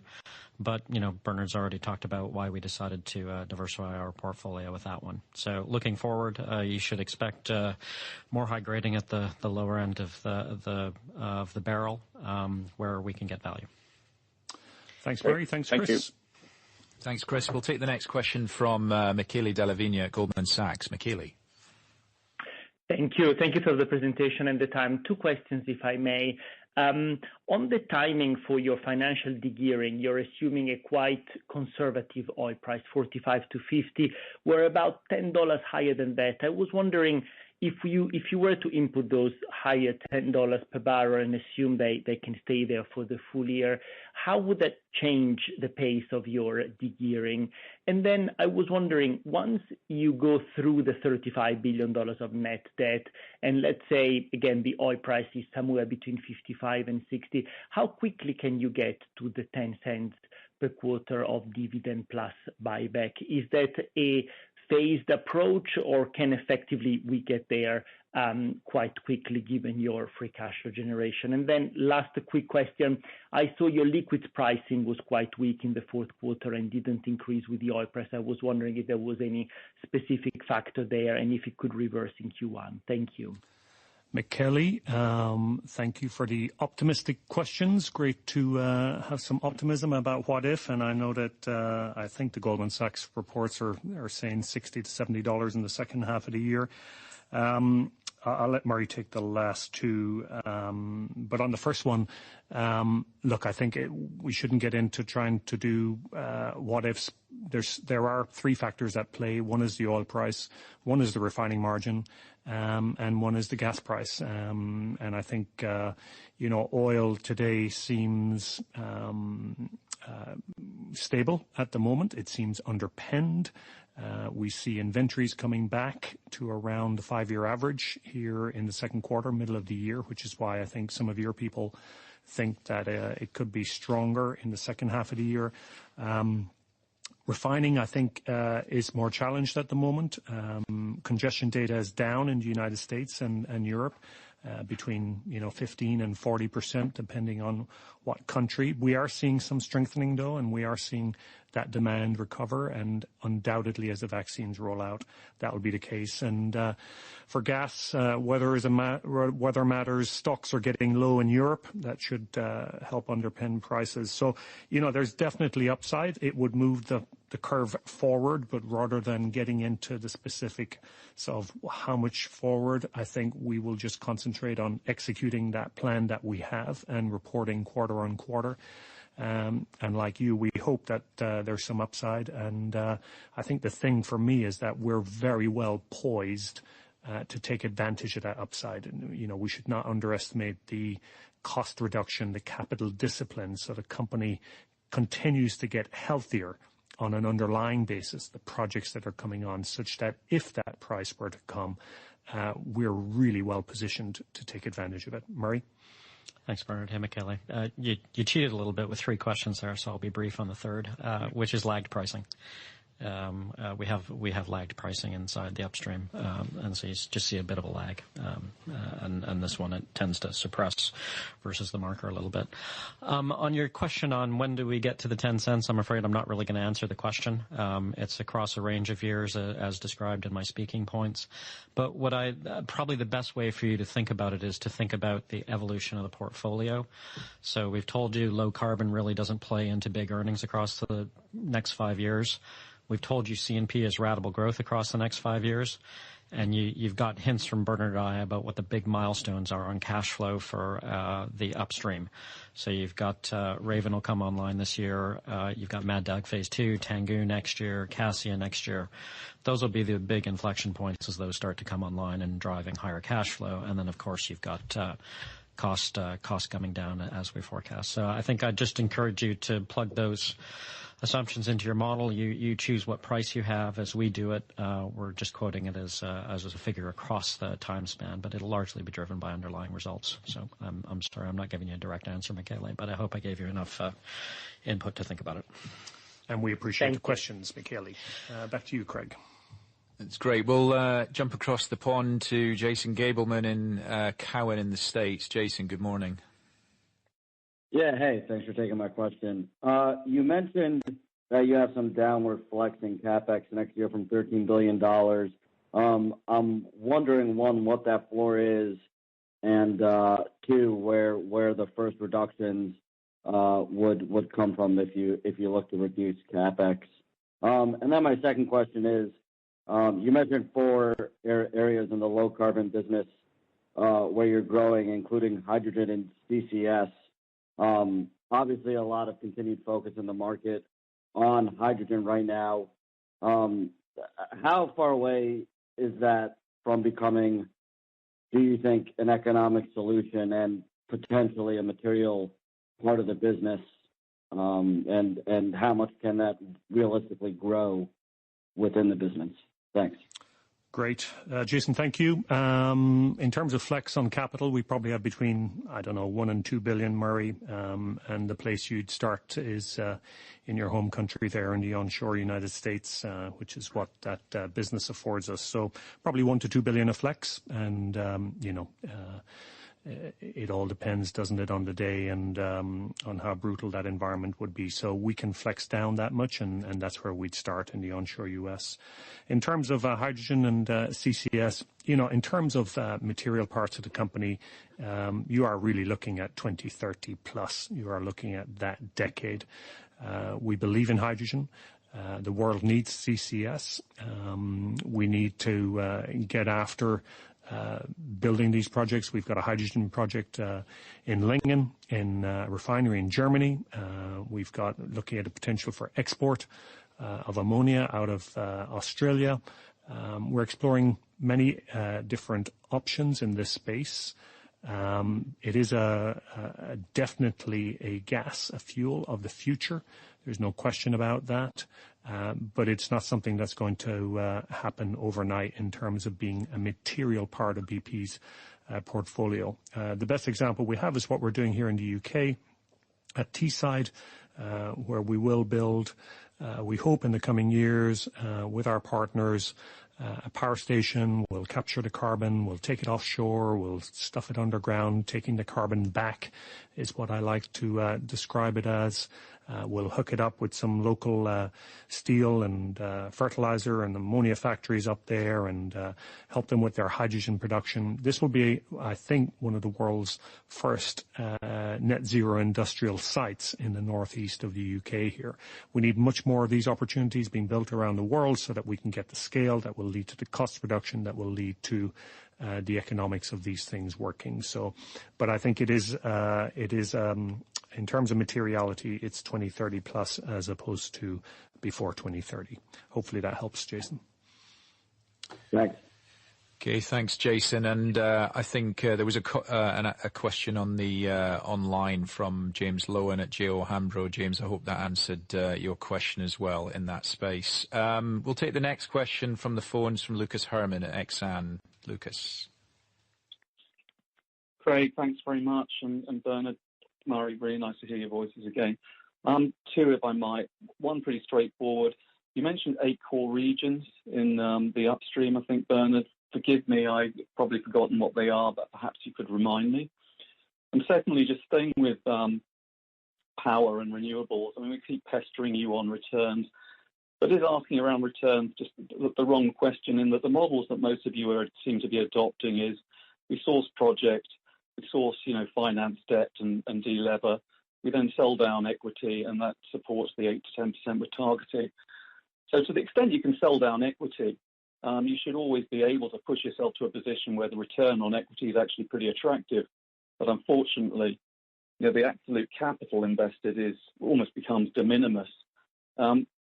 It's an observation, but I just wondered, Murray, Bernard, whether you could comment on it, because, at a time when returns from projects are clearly falling in ways given the competition for the resource or the opportunity, it does feel as though the equity you're going to be able to invest or the capital you can put in and therefore the absolute cash you can drive, really isn't going the right way. And that feels very much as though it's been Lightsource's model. I find projects, find someone to finance, retain an element of decent return. It's not meant as an insult. It's just an observation on achieving the returns. That's the question. Very good. Thank you. We'll get you the 8 core regions here in a moment. I think on the returns question, I think farming down, which is I think what you're referring to, is certainly in the solar world an accelerator of returns. It is one of the levers that you can choose to exercise. You are correct. It is something that Lightsource BP does. And of course, we've seen it happen in other parts of the sector as well. I think as we look at offshore wind, there will be choices that lay ahead as to whether that is the right model or not. As you quite rightly say, by the time you leverage, by the time you have a partner, by the time that you then do farm down, the question is what earnings and what EBITDA do you actually begin to generate over the long term, and that's certainly something that we're very, very focused on. So I think these are choices that lay ahead, particularly in the offshore wind space. The good news is that we're securing and have secured in the United States today good acreage, good access, 50% equity, and choices around what you're discussing will lie ahead of us. We have got the capital to put behind it, up to $5 billion by the end of the decade, so it's not a shortage of investment that will force us. It will be what do we think is the right thing to do from an economic model standpoint. Murray, anything you'd add on that and the 8 regions? Yeah, nothing to add on that one, Bernard, very clear. Lucas, the 8 regions that make the majority of cash flow, which is not to be confused with portfolio decisions that we make in the future. Gulf of Mexico, Angola, North Sea, Asia, BPX, AGT, Middle East, North Africa, and a partridge in a pear tree. Thanks very much. Thanks. Murray, thank you. I did have a third, which is what is your favourite coffee? Exactly. He better say wild bean, or he won't be allowed. His badge will be deactivated tonight, which is the #1 coffee in New Zealand of all places. So if you ever get a chance to travel again in your life, Lucas, it tastes very good there apparently. So back to you, Craig. Great. I look forward to the opportunity. Great, thanks very much. We'll take the next entertaining question from Biraj Borkhataria at RBC. Hi, thanks for taking my questions. Murray, you called out a few changes to production as you're moving into 2021. I just noted that gas production in Trinidad is down quite a bit from the start of the year to the end. Could you just talk a little bit about any specifics there? Is it just the impact of storms or maintenance? And can you just comment on whether that production is back closer to kind of normal levels in early 2021? And then the second question is on the Permian. When you acquired the BHP assets, I believe the flaring intensity was at the higher end of the kind of Permian operator range, and Bob Dudley used the phrase, we're going to get after it. Obviously, this would be a function of overall volumes, and gas volumes are down 50%-ish year on year. But can you provide an update on where you are now and the progress that's been made in the last couple of years? Thank you. Biraj, good morning. Thanks for the questions. I'll let Murray handle Trinidad. On flaring, Bob would be proud of us. We are indeed after it. We're actually all over it, and I think flaring has gone from 14 or 15% down to 4%, from 15% down to 4% over a 12-month period. That's not a function necessarily of a passive approach to that. That's an active approach to that in terms of what we're doing, in terms of investing into how those Permian wells are developed. So great progress, but 4% isn't good enough. We have a goal to get to zero routine flaring in Texas, and that's what we're focused on. So I'm really proud of the team for getting from 15 to 4. 15 is not what we want to be at, and not what we stand for. We need to do better than 4, and as Bob said, we're on it. So Murray, Trinidad. Yeah. Hi, Biraj. Good to hear your voice. On Trini, really the two things going on, Big Tar, and then obviously Cassia compression we were planning on having online this year. It's been delayed due to COVID issues inside the yard that we couldn't move construction forward. Trinidad's really characterized by a conveyor belt of projects that come in and sustain gas production over time. So unfortunately, COVID damaged us on that trajectory of the big projects. But hopefully that's clearing up. We get Cassia compression online in 2022, and then we'll move on to the string of next projects across that with discoveries from ILX drilling that's happened over the past few years. Thanks, Biraj. Craig. Thank you. Thank you, Biraj. We'll take the next question from Bertrand Odi at Kepler. Bertrand. Yes. Hello, everyone. Thank you for taking my question. Just wanted to come back on the Q4 cash flow and understanding the building blocks here.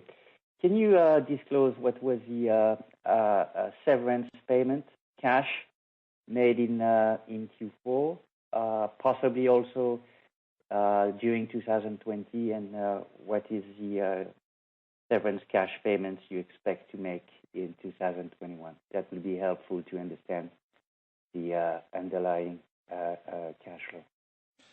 Great, Bertrand. Good to hear your voice. Thought you'd be asking about Mad Dog Phase 2. You used to always ask me about that back in the day. But on Murray, correct me if I'm wrong, on restructuring, we've taken a $1.4 billion charge, $500 million of outflow in cash terms up to date, and we expect to see the majority of the remainder in the first half of this year.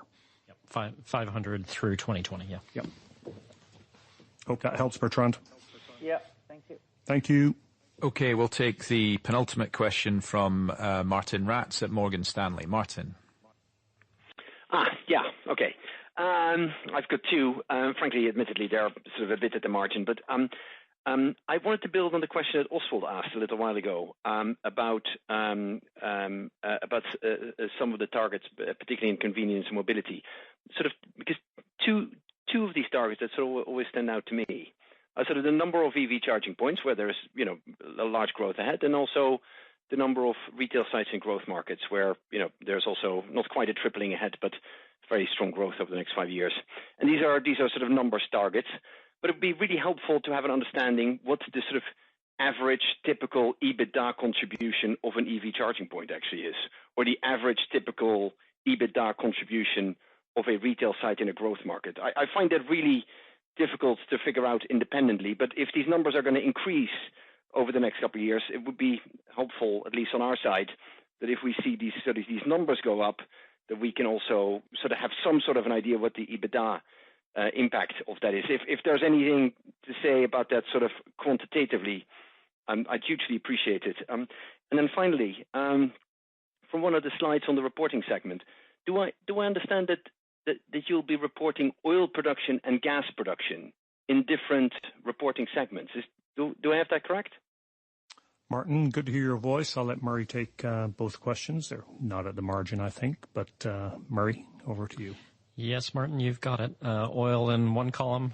Sorry, I can't remember what slide it is in the presentation, but that's the second time we've shown you that. So yes, oil in one section and gas and low carbon in the other. So absolutely, that's what's happening. I guess you guys will be happy because you get more transparency into the historic upstream, being able to divide out the oil and the gas. On convenience and marketing. So I think on EVs, it's kind of a changing market, if I'm honest, Martin. And what I could say is that on the latest chargers that charge in around 5 minutes, if you get to 18% occupancy, you start making money.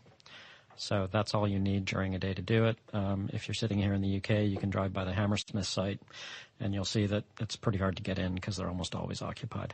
So I think that gives you a sense of what's valuable inside the electrons. Of course, the margin, though, comes more from the convenience side rather than the electric charging. So I think the way I personally relate to it is you've got retail, you've got fuel sales, you've got electric sales, and you've got convenience offer. By providing electricity in places like Germany and the UK, where government mandates are driving towards electrification, this becomes a stopping point for a fast charge and a snack. And the margin obviously comes in the snack and the coffee that we've talked about earlier. But that little stat that I told you, 18%, that's a snapshot right now. That'll change significantly over time, I'm sure quite significantly as we move through time as technology improves. It's pretty hard to believe how fast it's moving these days. So that's probably what I can give you on EV for now, and we're thinking more and more about how we can start to describe this to you better in the future. As far as growth markets, you're right, it's massive growth. I think the big ones obviously in India, where we're planning to go from something like 1,400 sites to 5,000 sites. So that's the vast majority of the growth inside that. And let's wait for March 2nd, if you don't mind, Martin, and we'll see if there's more we can disclose inside that space. I don't have a number at my fingertips right now, but we'll come back and we can maybe answer some questions in that space in March when we start to expose more of this stuff. Great, reasonable question, and I don't have a number either. So we'll come back in March. Craig. Okay, great. Thank you, Biraj. We'll take the final question from Anish Kapadia at p.l.c. Anish. Hi, thanks for taking the question. Just a couple of questions, please. Firstly, you disclosed a substantial gain in non-operating businesses, I think from one of your venture capital stakes. I was just wondering, is that sorry, I don't think it was a sale, I think it was a revaluation. Was that potentially the Palantir stake, or if not, could you give a bit more details on what that was? And just kind of thinking of that in the context of are there opportunities to realise some of those gains in over the course of the year? And then just a second quick one on your marketing. I think you revealed for 2019 about $2.7 billion of earnings. I was wondering if you could just give the comparable figure for 2020. Thanks. Murray. We'll come back on your second question on March 2nd. I just don't want to misquote anything, so we'll come back on March 2nd with the year over year in that particular area. And yeah, you've got it right on where it came from in 4Q and OB&C. It's equity on Palantir, as you say. So that's something for the future. Very good, Anish. Thank you. Okay, that's the end of the questions. Again, thank you everybody for listening. As usual, IR are available to answer any follow-up questions, and we do look forward to talking to you. As Murray and Bernard had described, we look forward now to early March and the update around our disclosures. So there'll be more information in due course around that. But maybe on that note, let me hand over to Bernard for some closing remarks. Thank you. Very good. Well, thanks, Craig. Thanks, Murray. And thanks to you all for taking the time to join us. A difficult quarter with some difficult numbers and complexity to explain. But I think if you step back from all of that, the plan that we have laid out remains the plan. Our business is running well. The world will recover and is recovering, and we're very well positioned to take advantage of that.